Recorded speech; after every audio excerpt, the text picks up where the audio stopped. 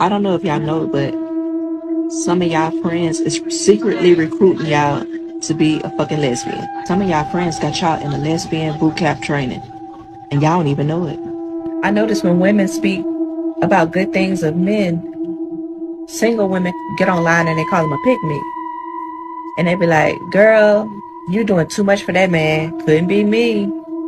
They don't want you to do nothing nice for a man. But every weekend they calling you up so y'all can have girls night. Or you up around lunchtime so y'all can have mimosas. They want to get your ass drunk. And then y'all start taking pictures to make it look like y'all goddamn couple. But if you used to do that with a man, they'll call you a pick-me. But every weekend they hitting you up. Watch them girlfriends that's hitting you up every weekend. And then they take pictures making it look like y'all lovers and shit. They got y'all in fucking lesbian boot camp training. I'm telling y'all, next thing you know, gonna get you drunk. I have come to the conclusion that they have been playing games with us on the history of King James. Have y'all heard this about King James? King James was into witchcraft. So I Googled it. This is the first thing that came up. King James sought to prove the existence of witchcraft to other Christians through biblical teachings. Demonology. So if I want some more detailed information about necromancers and magicians and witchcraft, I should open up demonology.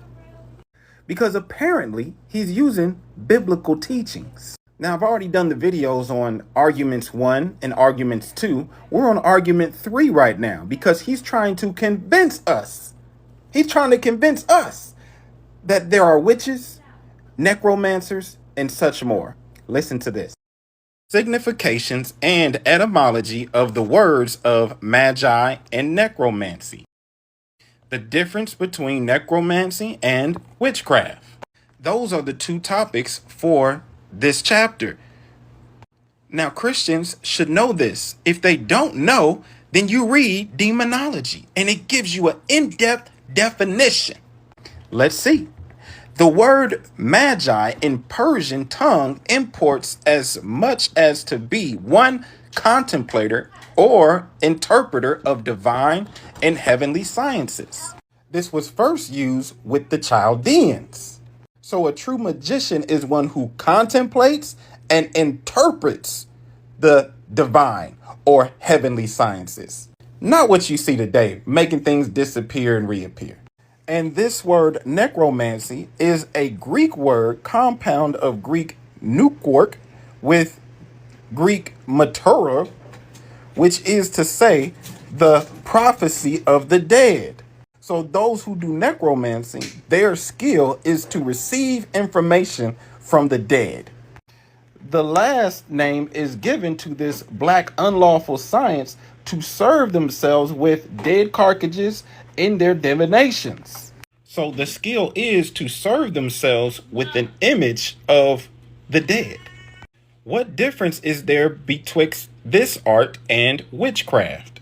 For they say that the witches are servants only and slaves to the devil.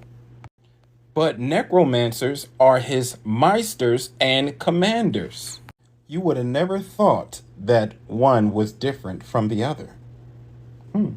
King James began to reign in 1603. The Puritan movement, later on known as the Pilgrims, started in 1558. That group clashed with the Church of England, including the Queen Elizabeth I. Queen Elizabeth had a toleration for the Puritans, but then began to grow intolerant due to their request. All the intolerant requests moves into King James' reign. Richard Bernard, who is a Puritan minister, says the Church of England had a popish liturgy, popish ceremonies, popish ministers, popish doctrines, and popish government in 1605. No, King James ain't having that. He had just got finished telling them this. 1 year after he took the throne, having conversations with the Puritans at the Hampton Court Palace, he said, it is reported, I shall make them conform themselves because they were unorganized, or I will harry them out of the land, or else do worse. As in the great words of Malcolm X, we didn't land on Plymouth Rock. Plymouth Rock landed on us. So unbeknownst to you, King James was not in good standings with the Puritans who turned into pilgrims. So there was an agreement between the king, defender of the faith, James, and the settlers, the Puritans who became pilgrims. This is the Bible that they brought with them, a translation from 1560 that came out of Geneva, Switzerland. As you can tell, brought to America by the pilgrims on board the Mayflower. I love pointing this out, that it was 80 books. The day that they came, Mayflower Compact, 1620. So again, this is why you don't hear King James mentioned in the whole fiasco of what happened on Plymouth Rock. Because King James was actually trying to give them a way out of England before it got worse. Man, the forefathers of America got a bad rap, even in England. Truck drivers, support the sponsor. If you need to be dispatched, they'll run it. Go get you a Geneva Bible for 10% off. They trying to say this is a slave Bible. This ain't a slave Bible. Remember, this is just part 1. We'll get to the slave Bible soon. You don't believe that the people in the Bible are black? Well, how do you explain this? In the Life magazine from April 5th, 1968, you can look right here, the date is circled with the red, just to verify. This is an actual magazine from 1968. You will find that there are images of the children of Israel who served in slavery in Egypt. Here's another one right here. And here's another one. When you look at all of these images, what you'll find out and realize is that the children of Israel, aka the Jews or the Israelites or the Hebrews, they are all depicted as brown skin or black people in the Egyptian artifacts and archaeology. And just so that people know, this is also found in the Bible. The Bible gives the history of how the Egyptians had the children of Israel, the Israelites, in slavery. You can find this in Exodus 1 and 13, Exodus 1 and 14, and also throughout many various scriptures in the Bible that talks about the children of Israel being in Egypt, building Egypt up to a great nation, and coming out of Egypt by Moses. So now let's fast forward in time a couple hundred years to when the Israelites lived in their own land, the land called Israel.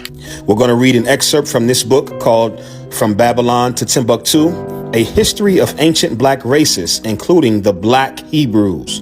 It's by Rudolph R. Windsor. This says, in the year 65 BC, the Roman armies under General Pompey captured Jerusalem.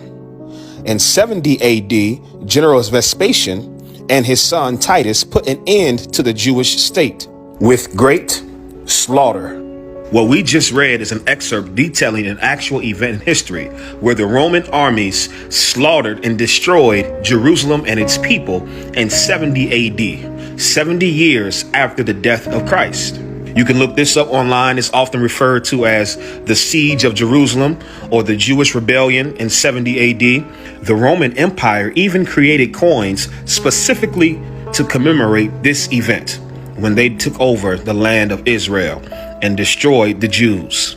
If you go to Rome today, you would see this famous arch. This is called the Arch of Titus, named, of course, after Titus, General Titus, the son of Emperor Vespasian. He was the one in charge of the siege on Jerusalem, and they made this in his name. This is one of the images carved on the inside of this arch. If you look closely, you can see the people holding the Ark of the Covenant up front and the menorah, the candlestick, in the back.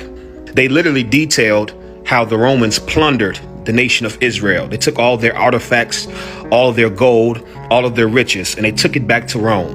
So now let's keep reading back to Babylon and Timbuktu. This is very important. Stay with me.